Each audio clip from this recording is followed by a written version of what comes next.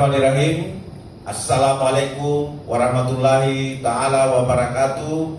Salam sejahtera bagi kita semua. Won santi-santi om. Namo Buddhaya. Salam kebajikan. Bismillahirrahmanirrahim teman-teman. Hari ini kita mengadakan press conference untuk kesekian kalinya terkait putusan saat ini yang update ya. Putusan Prapit Saudara KRMT ya, Roy Suryo ya, Saudara Roy Suryo atau Panci ya.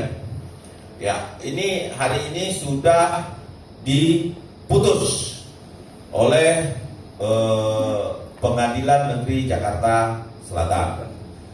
Nah, untuk menanggapi hal tersebut, saya perkenalkan dulu hari ini yang hadir untuk press conference hari ini. Di sebelah kanan saya ada Ketua Umum Prani Bersatu Bapak Boy Kanu. Kemudian ada Pak Edi Suhaidi ya dari tim Hukum Merah Putih. Kemudian ada Pak C Suhadi sebagai Ketua THMP tim Hukum Merah Putih. Kemudian ada Bapak Bala Pationa yang tidak asing lagi, Pak Petrus ya. Pak Petrus Bala Pationa ini nggak asing lagi di media. Beliau adalah dari organisasi KAI. Kemudian ada Pak Kunang ya, Pak Kunang juga adalah THMP. Dan ada Fritz seperti biasa, ada dari relawan dan beberapa simpatisan ya. Menanggapi bahwa adanya putusan Prapit hari ini ya, Saudara Roy Suryo jangan senang dulu ya, biasa aja ya, biasa aja. Ini bukan kemenangan telak dalam pokok perkara. Sekali lagi saya ulangi, ini bukan kemenangan telak dari pokok perkara. Ini adalah di mana disampaikan oleh hakim tunggal bahwa sah atau tidak sahnya satu penangkapan, penahanan, dan penggeledahan. Satu tidak sahnya penangkapan, memang hari ini kita lihat dia melenggang kangkung. Memang dari media ke media kan ada Roy Suryo nggak ditahan, tangkap ya, dia dijemput itu tidak diborgol. Baik-baik yang dia katakan G30 SPK itu tidak nyata. Nah, ini juga yang perlu menjadi pertimbangan sebenarnya tadinya, tapi karena ini sudah selesai, saya anggap bahwa kita harus menghormati putusan Prapit. Terus kemudian ada penggeledahan. Penggeledahan apa yang diambil? Jadi jangan bangga dengan adanya putusan Prapit. Ini bukan menandakan sesuatu yang bisa dibanggakan oleh teman-teman sebelah, bahwa kemudian termul menangis. Siapa yang menangis? Gak ada yang menangis di sini. Justru kami ya hari ini mengapresiasi Prapit yang sudah ya menerapkan ya modernisasi hukum. Modernisasi hukum itu apa? Yaitu antara KUHP lama transisinya ke KUHP baru. Jadi sebenarnya yang dimenangkan di sini bukan dimenangkan ya. Yang diputuskan di sini adalah ya administrasinya. Jangan bangga saudara. Administrasinya sah atau tidak sah. Ya kan? Nah, itulah yang diputuskan 3 dari 7 permohonannya. Nah, terus bangganya di mana? Kalau dia tidak sah penangkapan, saudara-saudara, berarti dia harus dikeluarkan dari tahanan. Nah, memang nggak ditahan kok, iya kan? Terus masalahnya di mana? Jadi saya rasa ini adalah jangan lagi nanti kita goreng-goreng lagi menang. Nah, itu framing. Tetapi apapun itu, putusan Prapit kita hormati bersama dan ini kita anggap bagus. Artinya sah atau tidak sahnya satu administrasi dari kepolisian. Tetapi apakah polisi salah? Tidak. Tidak ada kesalahan polisi di situ. Kenapa saya bilang memang semua administrasi itu harus ada, yaitu surat kapnya, surat hannya, surat penggeledahannya. Nah, kalau itu hakim menilai lain, Itu urusan hakim. Tapi sekali lagi kami sampaikan di sini sebagai tim hukum Bapak Insinyur Joko Widodo, ya, bahwa apa yang terjadi saat ini adalah normatif hukum dan kita hormati semua, bahwa tidak perlu lagi kan mengeluarkan dia dari tahanan kan, karena memang tidak sah dan tidak ditahan, jadi tidak perlu dikeluarkan dari tahanan, memang dia jalan-jalan kan. Nah, tetapi kalau mau dicoba silakan, monggo keluar negeri, ya kan, monggo silakan keluar negeri kalau bisa, kan begitu. Nah, jadi artinya upaya paksa sebahagian, perlu digarisbawahi, sebahagian, bukan menang telak, tidak, karena tidak menggugurkan pokok perkara. Pokok perkara adalah peristiwanya. Nah, peristiwanya itu tidak gugur, saudara, ya, tidak gugur. Artinya dia melakukan praktik kedua di sini tercermin bahwa untuk praktik kedua saya rasa hal yang sia-sia. Dan ini kita harus betul-betul kawal untuk praktik yang kedua agar supaya cepat masuk kepada pokok perkara.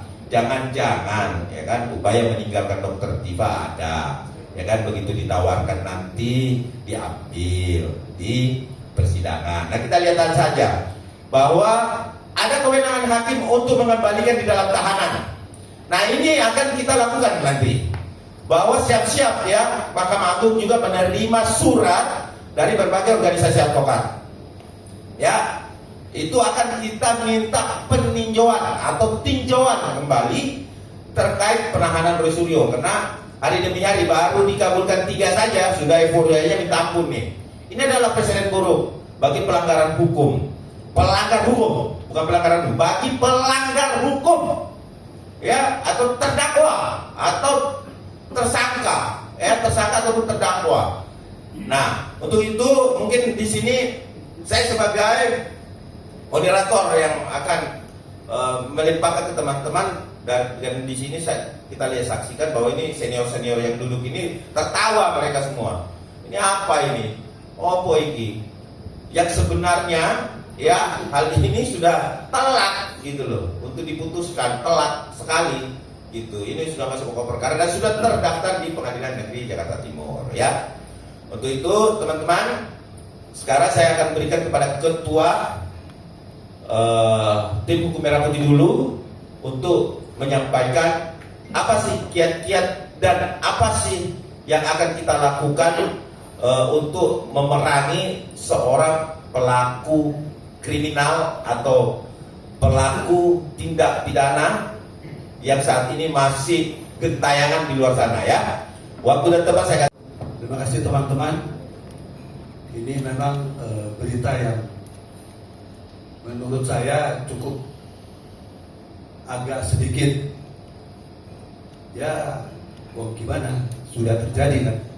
Kita tetap harus menghormati semua produk hukum. Jadi apapun yang sudah diputus dalam praktik ini kita hormati. Kita hormati kepada Pengadilan Negeri Jakarta Selatan, dan juga kita hormati kepada penyidik yang sudah bekerja. Karena jangan salah, persoalan kerja penyidik ini kan bukan berkaitan dengan masalah penangkapan, penggeledahan dan juga penahanan, tapi proses panjang yang dilakukan selama 1 tahun, ya 1 tahun lebih. Ini adalah bentuk apresiasi yang harus kita juga lihat. Karena sampai hari ini bukan hanya tadi yang sudah diterapkan, penetapan tersangka itu kan sudah selesai. Bahkan di dalam pokok perkara yang lain, khususnya TIPA, itu sudah diadili di Pengadilan Negeri Jakarta Timur. Itu artinya pekerjaan penyidik itu bukan kemudian menjadi sia-sia, tidak, ya. Kalau memang ada kesalahan dan lain sebagainya, ini juga tidak mencerminkan suatu produk yang sifatnya kontraproduktif dalam artian berkaitan beliau ditahan, tidak. Tadi sudah disampaikan, kan tidak ditahan. Beliau ditangkap dan lain sebagainya, kan sudah di luar. Penggeledahan kan juga sudah tidak ada artinya. Jadi artinya dari semua produk hukum yang diputus dalam praktik tadi, menurut saya hanya bunyi di atas kertas, karena tidak ada implementasi berkaitan dengan eksekusi. Apa eksekusi di sini? Ya mungkin kalau dia di dalam ya, karena ada perintah tadi misalnya ya, penangkapannya tidak sah, berarti harus dikeluarkan dari tahanan gitu. Ini kan nggak ada. Jadi apa sebetulnya yang dibanggakan? Makanya ke depan kita harus melihat kepada pokok persoalan utama dalam persoalan ini. Pokok persoalan utama itu apa? Yaitu pokok perkara. Karena Prapit kan bukan pokok perkara. Jadi jangan sampai juga di masyarakat terminabobokan, wah kalau Prapit benar berarti Roy Suryo sebentar lagi bebas, sebentar lagi nggak kena hukum. Nggak seperti itu ya. Karena Prapit itu bukan pokok perkara. Prapit itu berkaitan dengan administrasi tadi yang sudah dijelaskan ya. Jadi pokok perkaranya sudah didaftarkan. Kalau nggak salah perkara TIPA 300 ya, PIT 2026 di PN Jakarta Selatan yang diadili di Pengadilan Negeri Jakarta Timur. Ini pun jangan salah, nanti kok pengadilannya di Jakarta Timur. Pengadilan di Jakarta Timur itu perintah dari Mahkamah Agung ya. Jadi ini clear ya berkaitan dengan masalah ini. Nah, terkait menyangkut masalah perkara Roy itu sudah terdaftar juga 301 kalau nggak salah ya, gitu. Karena kan hampir bersamaan penyerahan berkas ke sana. Cuma ya perkara Roy tertunda karena ada Prapit. Itu saja yang membedakan dalam persoalan ini. Cuma tadi saya tertarik dengan salah satu item pertimbangan dari pengadilan yang menyatakan pelimpahan berkas itu dinyatakan tidak sah dan harus ditunda dulu. Pengadilan tadi tidak mengabulkan permintaan itu. Artinya pokok perkara yang sudah dilimpahkan ke Pengadilan Negeri Jakarta Selatan melalui Pengadilan Negeri Jakarta Timur secara ansih diterima dan dibenarkan oleh pengadilan ya. Nah, terkait masalah ada informasi katanya ada Prapit kedua dan lain sebagainya. Ini menarik, kita akan bahas. Karena memang dimensi hukum acara yang sekarang ada. Kalau kita melihat dari pasal ya, kalau nggak salah 163 itu kalau nggak salah penetapan tersangka itu pengembangan atau pelebaran dari hukum acara pidana berkaitan dengan Prapit. Karena dia tidak diatur secara khusus. Sopnya seperti misalnya ya penangkapan, terus kemudian penahanan itu spesifik diatur ya secara tegas dalam undang-undang. Tetapi berkaitan dengan masalah penetapan tersangka itu hanya diatur dalam pasal 163 ya. Itu pun bagian dari persoalan putusan ya. Nah, kemudian berkaitan dengan masalah Prapit, sekali lagi saya katakan kita apresiasi apa yang sudah dilakukan, yang sudah diputus oleh pengadilan, dan juga kita tetap mengapresiasi pekerjaan penyidik yang sudah begitu lama menyelesaikan persoalan ini dan sampai sekarang sudah menetapkan tersangka dan mungkin sebentar lagi Roy menjadi terdakwa. Ya. Jadi oleh karena itu ya teman-teman semua, sekali lagi Prapit bukan akhir dari semua persoalan kasus yang menjerat Roy Suryo dan Pipa, tetapi awal dari persoalan yang memang harus dihadapi dalam persoalan ini. Biasa kalau yang namanya jagoan menangnya itu di akhir. Kita berharap seperti itu. Terima kasih. Baik, terima kasih Pak Swadi. Ya, jadi saya itu menang itu ketika pokok perkaranya kamu menangkan dinyatakan tidak bersalah. Artinya satu perbuatan atau peristiwa itu secara kuat dapat dibuktikan di fakta peradilan, kemudian menjadi hal yang inkrah. Nah, Anda tahu, mungkin saja di dalam pokok perkara nanti teman-teman, saudara, bahwa yang dimenangkan di putusan pertama, tetapi ada banding di sini, ada kasasi nanti yang akan dihadapi, ya, ada banding, ada kasasi, ada PK, dan ini masih panjang permainan ini. Ya kan, jangan nggak menang, enak aja. Anda sudah melakukan dan peristiwa itu nyata. Anda melakukan fitnah keji itu nyata. Karena kenapa? Jelas hanya dua otoritas yang bisa menjelaskan di hadapan pengadilan nanti, di hadapan hakim yang bertanggung jawab dan Tuhan, adalah universitas dan juga Puslapor Mabes Polri. Jadi kepolisian secara tidak sah dalam administrasi itu yang diawasi oleh peradilan, peradilan, bukan tidak melakukan tindak pidana. Jadi masyarakat juga kita harus sampaikan bahwa tidak menggugurkan pokok perkara. Selanjutnya saya akan serahkan kepada Ketua Umum Pradi Bersatu. Waktu dan tempat saya persilahkan. Terima kasih Pak Sekjen. Teman-teman, pertama saya secara pribadi mengapresiasi putusan pengadilan dari Pengadilan Jakarta Selatan, Hakim Tunggal. Ini hakim yang luar biasa, ini yang objektif, yang begini yang kita sukai. Artinya dengan putusan ini menunjukkan pertama bahwa Pak Jokowi tidak cawe-cawe, Pak Jokowi tidak intervensi. Ini supaya kita clear ya. Jadi jangan sampai bilang ini itu hakim itu dari termol. Justru hakimnya objektif. Itu pertama, saya apresiasi keputusan dari Hakim Tunggal. Yang kedua, saya juga mengapresiasi terhadap tim penasihat hukum dari Roy Suryo yang sudah berjuang sehingga sedikit menghasilkan hasil yang minimum. Saya katakan hasil minimum karena belum maksimal. Ini baru minimum, jadi belum apa-apa. Jangan euforia berlebihan. Karena ntar lagi itu permainan begitu. Biasanya kalau permainan itu serunya itu kalau ada kalah menang, tarik mulut sini sana sini sana, itu baru menarik. Kalau lurus saja nggak menarik. Jadi menurut saya ini saya terus terang mengapresiasi tim penasihat hukumnya dari Roy Suryo. Yang ketiga, saya menilai bahwa apa yang dilakukan oleh Polda Metro ini sebagai warning saja sebetulnya. Putusan ini sebetulnya tidak berdampak kepada siapapun kecuali terhadap internal Polda, supaya lain kali lebih berhati-hati. Itu seperti kalau anak nakal ditegur kita ya, dijewet telinganya, lain kali jangan gitu ya.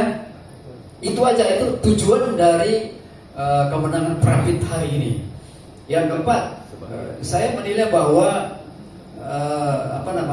apa yang diputuskan oleh Hakim Tunggal ini memang bagus sekali, memperlihatkan bahwa hukum di Indonesia ini masih tegak lurus, tidak tajam ke bawah dan tidak tumbuh ke atas. Ini memperlihatkan kepada kita bahwa kita masih punya pengharapan, kita masih punya hakim-hakim yang bagus, yang selama ini kita curigai mereka ada termul. Yang ada juga mungkin yang mencurigai ini hakim-hakim ada termul. Ternyata hari ini kita buktikan bahwa hakim-hakim ini bukan termul, tapi hakim betul-betul hakim yang bijaksana, yang objektif, yang bisa dapat dipercaya. Oleh karena itu saya berharap dengan Prapit yang kedua ini, seandainya putusan apapun yang akan kita terima nanti, akan diputuskan nanti, jangan dibilang termul lagi, tapi betul-betul ini kita objektif nih. Sebetulnya sejak awal beberapa saat saya sudah bilang sama tim hukumnya, Rektor ya, kalian itu seharusnya adakan Prapit terhadap penetap tersangka. Tapi kalian tidak lakukan kan? Itu yang saya kritisi habis-habisan. Saya bilang tim hukumnya itu ngawur, nggak bekerja. Kalau saya jadi prinsipal seperti Roy, saya sudah pecat kalian semua. Ya, setuju. Karena apa? Karena tidak bekerja maksimal. Baru sekarang, baru pura-pura dibujuk supaya ngulur-ngulur waktu, tapi bagus juga. Ngulur waktu menurut saya bagus juga supaya Pak Jokowi keliling Indonesia dulu lah, santai dulu kemana-mana, ya kan. Tapi pada saatnya nanti, misalnya saat ini Pak Jokowi berada di NTT misalnya, saya orang NTT ya, kebetulan misalnya beliau berada di NTT kemudian harus sidang. Nah itu kalau sudah ada di NTT harus sidang hari ini, terus gimana menurut kalian? Apakah Pak Jokowi harus tinggalkan NTT atau harus terbang ke sini? Menurut saya lebih bijaksana kalau hakim mengatakan bahwa karena Pak Jokowi sedang bertugas di NTT untuk kepentingan masyarakat umum, masyarakat luas, untuk kepentingan bangsa dan negara, maka hakim akan memutuskan untuk sidang secara Zoom. Saya kira ini juga bijaksana, tapi tergantung kita tidak Jangan jadi temu lagi. Nah, jadi kita tidak menggurui ya, tidak menggurui majelis hakim, tetapi kita berharap juga bahwa Pak Jokowi bisa hadir secara onsite. Itu sesuai dengan janji beliau bahwa beliau akan hadir di persidangan nanti, memperlihatkan seluruh ijazah yang dimilikinya. Jadi yang terakhir saya mau katakan kepada kita sekalian bahwa mari kita kawal bersama-sama kasus ini. Sebab ini belum apa-apa, ini permainan baru dimulai. Jadi masih ada permainan yang lebih cantik lagi yang akan diperlihatkan oleh para pemain-pemain kita. Kalau dalam dunia sepak bola itu ada Messi, ada Cristiano Ronaldo, ada yang lain-lain. Nah, kita berharap bahwa dalam pertandingan ini akan muncul Messi dan Cristiano Ronaldo. Dua jagoan ini yang akan bertarung, dan kita percaya bahwa hukum ini masih berpihak kepada kebenaran dan keadilan. Dan saya yakin dan percaya bahwa keputusan yang benar adalah keputusan berdasarkan ketuhanan yang Maha Esa dan diputuskan berdasarkan kebenaran dan keadilan. Terima kasih. Oke, terima kasih Pak Ketum Pradi Bersatu. Kami yang ada di meja ini adalah penegak hukum yang tidak akan berhenti untuk mengawasi, memantau perkara ini, karena suka atau tidak senang, kami adalah bagian dari penegakan hukum itu sendiri. Sehingga sedikit-sedikit ngomongnya legal standing, disuruh baca 108 hafalnya kasus ini aja. Makanya baca juga tuh, sebagai penegak hukum turut ambil bagian enggak terhadap tindak pidana yang terjadi di masyarakat. Tentunya diaplikasikan dong. Artinya seperti itu. Jadi sesuai tadi saya tegaskan lagi, Pak Ketum menyampaikan bahwa ya menang sedikit jangan juga euforianya kayak menang seluruhnya, sebagian ya. Nah, saat ini ada Bang Petrus Balapetiono dari KAI yang juga kami minta untuk berkomentar sebagai penegak hukum. Jangan ditanyain lagi nih Pak Petrus Balapetiono, mana legal standingnya? Tadi ngamuk, suruh baca KUHAP lagi nanti kalian. Silakan, waktu yang tepat saya berikan, silakan Bapak. Terima kasih teman-teman. Dalam putusan peradilan yang sama-sama kita dengar, hakim menyatakan penangkapan, penahanan, penggeledahan tidak sah. Hakim dalam pertimbangan mengatakan karena syarat subjektif yang dimiliki polisi, kewenangan untuk bertindak dianggap tidak sah. Itu hanya putusan yang secara hukum tidak berpengaruh apapun terhadap pokok perkara. Kenapa? Karena ketika hakim dalam pertimbangan bahwa berkas perkara sudah dilimpahkan ke pengadilan, itu artinya akan segera lanjut ke persidangan pokok perkara di PN Jakarta Timur. Tadi seperti dikatakan Pak Ketua, Pak Suwadi mengatakan mengapa sidang di Jakarta Timur. Walaupun berkas dilimpahkan ke Kejaksaan Negeri Jakarta Selatan, secara undang-undang di KUHAP yang baru yang mengadopsi KUHAP lama di pasal 85 dan di KUHAP baru pasal 163, pengadilan boleh dipindahkan persidangan ke suatu tempat apabila pengadilan negeri di mana akan dilangsungkan persidangan tidak memungkinkan dalam beberapa hal. Gedungnya tidak siap, keamanan tidak siap. Yang kita lihat di Jakarta Selatan kemungkinan gedungnya, maka Mahkamah Agung memindahkan di Jakarta Timur. Tetapi kembali kepada putusan pra-peradilan Roy Suryo ini, putusan yang tidak memberi dampak apapun terhadap pokok perkara. Kenapa? Karena hakim hanya menyatakan penggeledahan tidak sah. Artinya perbuatan seketika ketika dilakukan penggeledahan di rumah Bapak Roy itu tidak sah. Penangkapan, di mana polisi mengeluarkan surat penangkapan secara administrasi, hakim tunggal menyatakan tidak sah. Tetapi menyangkut pokok perkara yang sekarang sudah di Jakarta Timur, pasti setelah putusan ini Ketua PN Jakarta Timur akan segera menetapkan hari persidangan. Mungkin juga dari pihak Roy mengatakan, kan sekarang ada pra-peradilan mengenai sah tidaknya penetapan tersangka. Ini pengacaranya dan Roy itu mungkin telat kali. Telatnya kenapa? penetapan seseorang sebagai tersangka itu harus di awal karena belum ada bukti. Ini berkas sudah lengkap, baru dinyatakan penetapan tersangka tidak sah. Dalam KUHP teman-teman harus tahu, ketika kami membahas KUHP di DPR dengan Pak Woy dulu, sekarang mengenai alat bukti itu sangat luas, ada 9. Jadi ketika seorang pengacara mau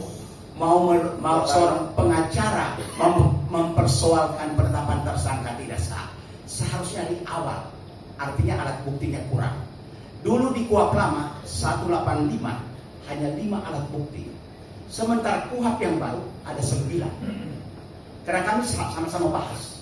Pertama, keterangan saksi, ahli, surat, pengamatan hakim, barang bukti, alat bukti elektronik, dan yang paling boleh dikatakan waktu di pembahasan yang paling berbahaya adalah apa saja yang dapat dipergunakan sebagai alat bukti.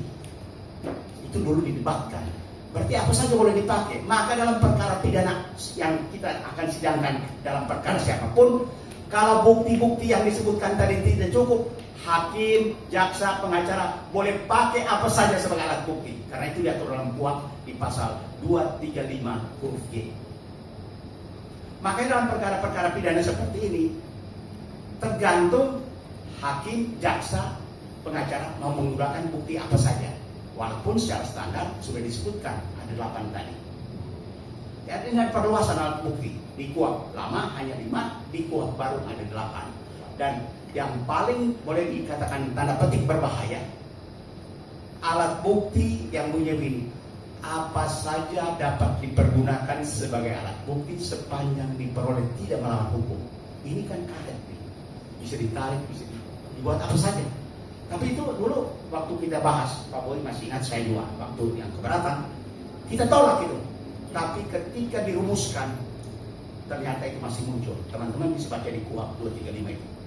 Dan sehingga kalau kita katakan Roy Suryo menang perkara, katakanlah bukti-bukti hakim menyatakan tidak sah, jaksa bisa dengan argumentasi mengenai apa saja yang dapat dipergunakan sebagai tersangka. Jadi luas sekali nih. Oleh karena itu putusan pra peradilan yang tanda petik menangnya, boleh saya katakan menangnya banci. Tidak ada dampak apapun. Ya, mau dibilang menang di atas kertas ya juga. Menang di atas kertas, menang banci, menangnya tanggung. Kecuali menang, hakim menyatakan berkas perkara hasil penyidikan itu dianggap tidak sah. Perkara berhenti di situ. Tapi hakim mengatakan berkas perkara lanjut ke pengadilan. Yang tidak sah itu hanya ketika maaf aja dia digeledah, diraba-raba, dimasukin ke rumah, dimasuk ke rumahnya. Tidak sah itu perbuatan polisi. Ketika polisi mengeluarkan surat penahanan, surat yang ditandatangani oleh penyidik itu tidak sah. Tapi hasil kerja penyidik yang sekian lama, yang menurut informasi kita lihat bahwa tinggi berkas 1 meter itu dihargai, 1,5 meter itu dihargai oleh hakim bahwa itu sah dan silakan dibuktikan di pengadilan. Jadi singkatnya dia menang tapi tidak menang. Jadi buat apa bersorak-sorai? Buat apa bersorak-sorai? Buat kami hakim itu objektif dan seperti dikatakan oleh rekan Boy tadi bahwa hakimnya objektif. Bukan termul. Jadi jangan dibilang hakimnya termul. Hakimnya lihat tuh, buat pertimbangan bagus sekali. Hanya satu kata kuncinya dia mengatakan syarat subjektifnya tidak terpenuhi. Karena subjektivitas penyidik bahwa akan melarikan diri, menghilangkan barang bukti, mengulangi tindak pidana, menurut hakim itu tidak ada. Jadi menang, ya orang menang. Oke, sekian.